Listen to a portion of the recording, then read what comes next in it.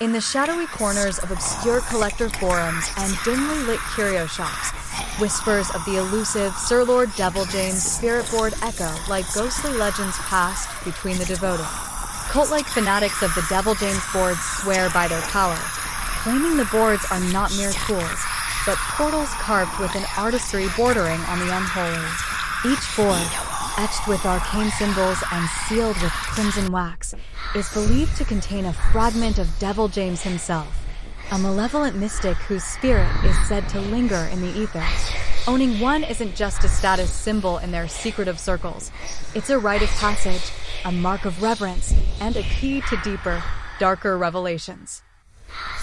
Those fortunate or cursed enough to possess an authentic Devil-James spirit board speak of an almost sacred bond, describing a chilling reluctance to part with it, even for fortunes offered in hushed auctions. One fanatic, known only as Willow, claimed hers whispered to her in dreams, guiding her hand with messages in a language she never learned but somehow understood. They are more than collectibles. They are obsessions, relics of a twisted devotion. To own a Sir Lord Devil-James board is to belong to something far greater and far more terrifying than oneself. Every so often, tucked between forgotten knickknacks and chipped teacups, you might stumble across a true hidden gem, a Devil-James Ouija board. These aren't your average spirit boards. They're part legend, part lore, and all collector gold. Most people pass right by them, thinking they're just old cardboard or cheap novelty junk. But the sharp-eyed pickers, the ones who know what they're looking for, they know these are priceless, etched with strange sigils, weird little printing quirks, and a style that screams late 70s outsider art meets occult Americana. Sometimes they pop up on eBay under vague listings like vintage game or creepy old board. Other times, you'll spot one in the back of a musty little shop off a Tulane road, wedged behind a stack of dusty cookbooks and Elvis memorabilia. To find one is like striking oil in your backyard. They're diamonds in the rust, rare, eerie, and weirdly beautiful. If you see one, grab it. You probably won't get a second chance. Man, by the end of the day, my ankle socks were done. I'd been running around town nonstop, hitting every thrift shop, backroom antique store, and sketchy little resell-it spot I could find, chasing rumors of a Devil-James Ouija board.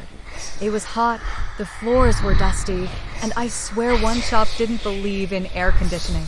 My feet? Sweaty, swampy, straight up tragic. My mismatched ankle socks went from clean and dry to moist, damp, and sweaty real fast. But hey, worth it for the hunt. They say if you look long enough through dim thrift shop aisles, under flickering fluorescent lights, past the cracked porcelain dolls, you might just find one. A Devil-James Ouija board. No one really knows who made them. The legend is they weren't mass-produced, just appeared. Each one is slightly different, odd fonts, off-center planchettes, symbols that don't match any known alphabet. Collectors whisper about them, trading grainy photos and ghost stories.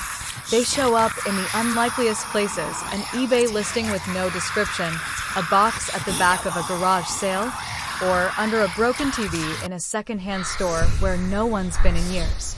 If you touch one, they say you'll feel it. Cold, heavy, important.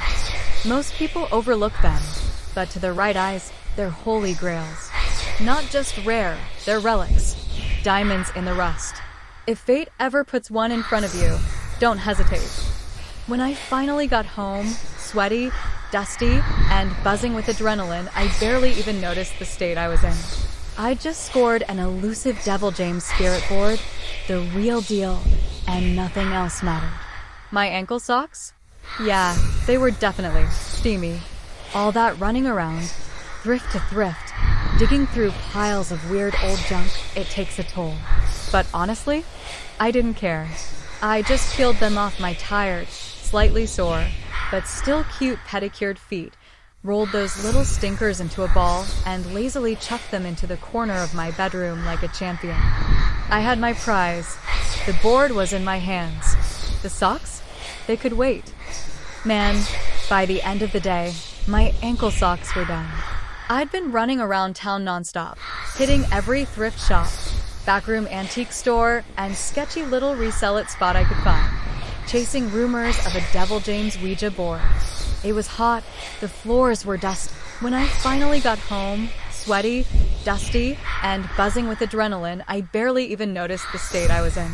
I'd just scored an elusive Devil-James spirit board. The board was in my hands. The socks? They could wait. I had my prize. The board was in my hands. The socks? They could wait.